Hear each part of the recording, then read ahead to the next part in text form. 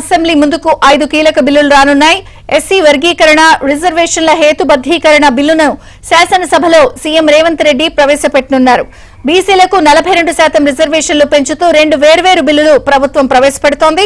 విద్యా ఉద్యోగ అవకాశాల్లో BC reservation పెంపు బిల్లును, స్థానిక సంస్థల్లో బీసీ రిజర్వేషన్లు పెంచుతూ మరో బిల్లును మంత్రి పొన్నం ప్రభాకర్ ప్రవేశపెడతారు.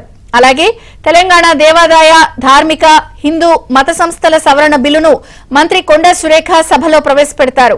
పొట్టి శ్రీరాములు తెలుగు యూనివర్సిటీని సురవరం ప్రతాప్ రెడ్డి యూనివర్సిటీగా మార్చుతూ చట్ట సవరణ బిల్లును సీఎం రేవంత్ రెడ్డి సభలో ప్రవేశపెడతారు.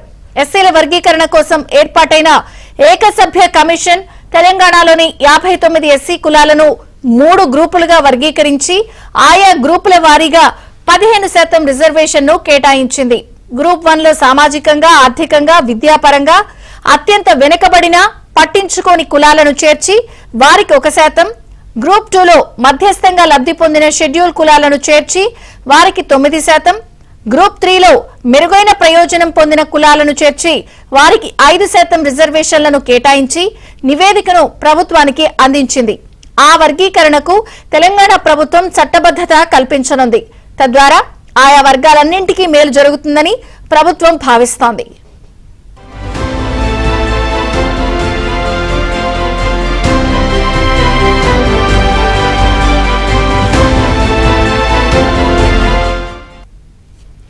ఎస్సీ వర్గీకరణ విషయంలో రాష్ట్రాలే నిర్ణయాలు తీసుకోవచ్చంటూ సుప్రీంకోర్టు తీర్పు తర్వాత దాన్ని అమలు చేసిన మొదటి రాష్ట్రంగా తెలంగాణ నిలవనుంది. వర్గీకరణ బిల్లును సభలో ప్రవేశపెట్టిన అనంతరం ఈ అంశాలతో పాటు మరికొన్నింటిపైన చర్చించనున్నారు. అలాగే బీసీలకు స్థానిక సంస్థలతో పాటు విద్యా, ఉపాధి రంగాల్లో 42% రిజర్వేషన్లు కల్పించే బిల్లును ప్రభుత్వం సభలో ప్రవేశపెట్టి చర్చించనున్నారు. వాటిని ఆమోదించి పార్లమెంటుకు పంపాలని కేంద్రం ఒప్పుకోకపోతే జాతీయ స్థాయిలో పోరాటం చేయాలని భావిస్తోంది.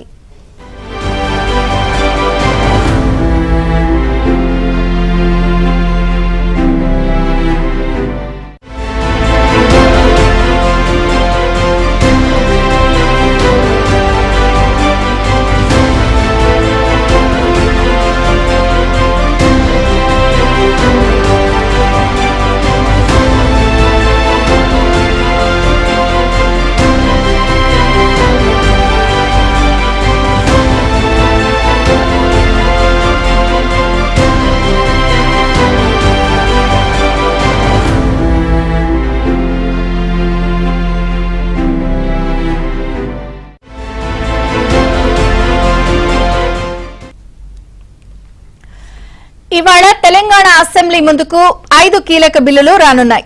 ఎస్సీ వర్గీకరణ, రిజర్వేషన్ల హేతుబద్ధీకరణ బిల్లులను శాసనసభలో సీఎం రేవంత్ రెడ్డి ప్రవేశపెట్టనున్నారు. బీసీలకు 42% రిజర్వేషన్లు పెంచుతూ 2 వేర్వేరు బిల్లులు ప్రభుత్వం ప్రవేశపెడుతోంది.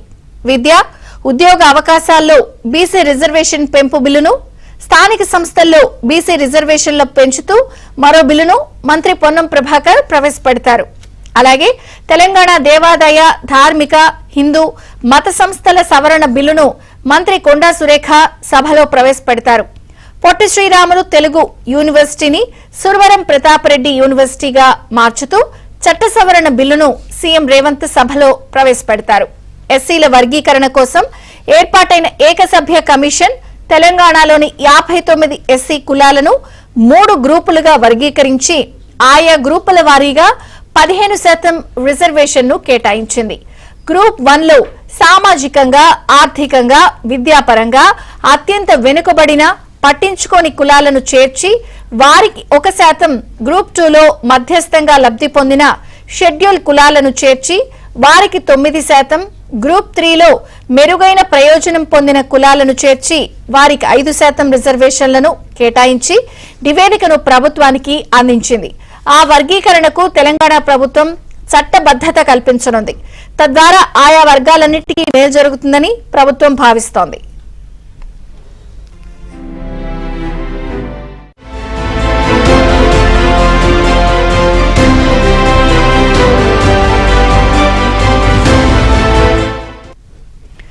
ఎస్సీ వర్గీకరణ విషయంలో రాష్ట్రాలే నిర్ణయాలు తీసుకోవచ్చు అంటూ సుప్రీంకోర్టు తీర్పు తర్వాత దాన్ని అమలు చేసిన మొదటి రాష్ట్రంగా తెలంగాణ నిలవనుంది.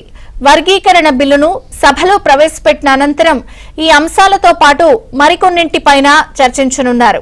అలాగే బీసీలకు స్థానిక సంస్థలతో పాటు విద్య, ఉపాధి రంగాల్లో 42% రిజర్వేషన్లు కల్పించే బిల్లును ప్రభుత్వం సభలో ప్రవేశపెట్టి చర్చించనున్నారు.